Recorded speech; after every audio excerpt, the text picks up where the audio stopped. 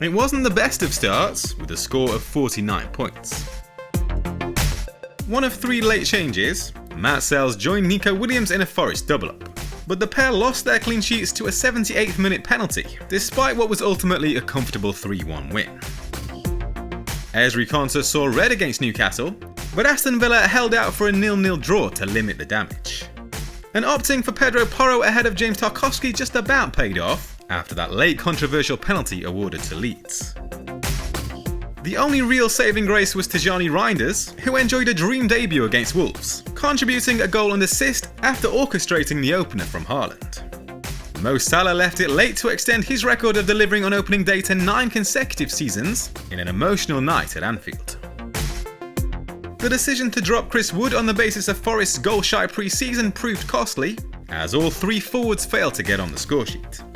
Jared Bowen attempted a team-leading 4 shots, but West Ham failed to create a single big chance in a humbling defeat to promoted Sunderland.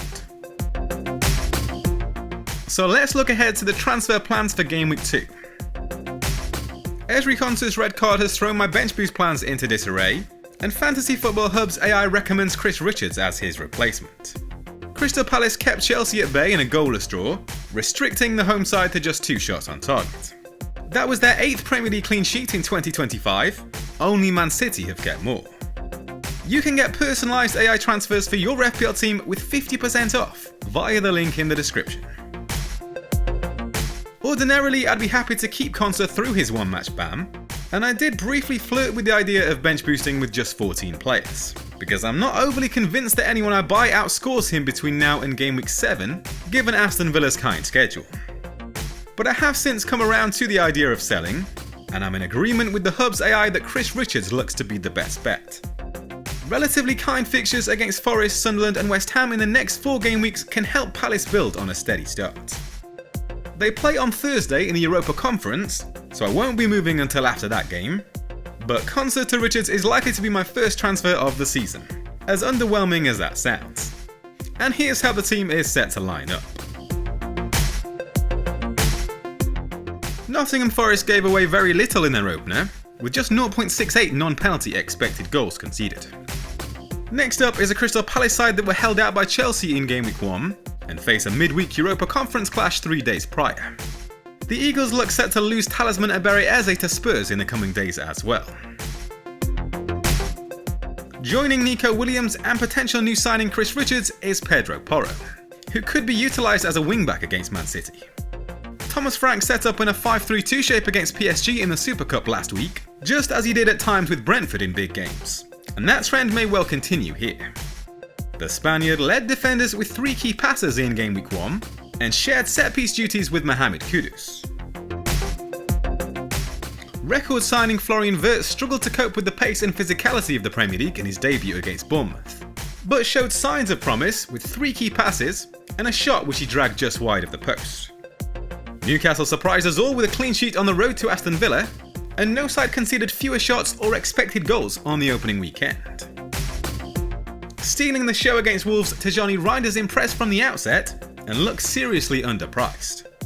The box-to-box midfielder attempted 3 shots and took 5 touches in the opposition penalty box, tallies which rank second only to Haaland among teammates. Spurs made a perfect start against Burnley, but a trip to the Etihad should prove a much bigger test.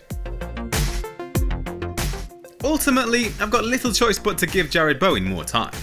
West Ham are at home for 3 London derbies in the next 4 game weeks, where utilising their talisman on the counter will be key.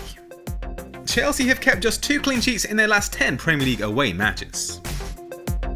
Likewise, Joao Pedro can be afforded some patience after encouraging displays at the Club World Cup and in pre-season. The Brazilian was kept quiet by a stubborn Palace backline, but West Ham's second half collapse against Sunderland provides reason for optimism. The Hammers conceded 3 times from just 0.7 expected goals. It was a hugely underwhelming performance from Aston Villa even before Konsa's red card. Unai Emery's side failed to take a single shot in the first half. So things can only improve for Ollie Watkins, with a trip to a struggling Brentford up next. The Bees were simply blown away by Forest in their opener, conceding a game-week high 4 big chances. It might not be the most attractive bench boost of all time, but I don't envision having a stronger bench in the first half of the season. and I'm quite happy to get it out of the way. Burnley and Sunderland played out a goalless draw when the sides last met in the Championship back in January, so I'm hoping for more of the same.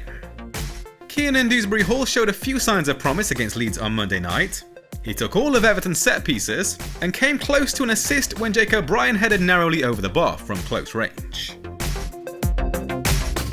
There's a big captaincy decision to be made for Gameweek 2, with Mohamed Salah facing what now looks to be a tough trip to Newcastle.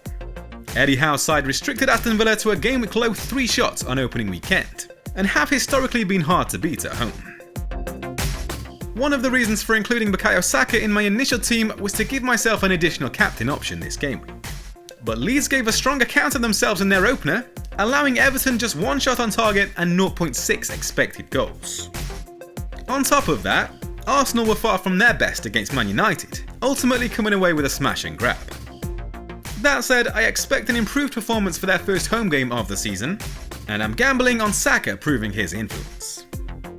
This team comes in at 92% on Fantasy Football Hub's team rating tool. You can get recommended transfers for your FPL team with 50% off via the link in the description. Plus, if you don't win your mini-league, they'll give you your money back, so it's well worth signing up for. Check the link below for full T&Cs.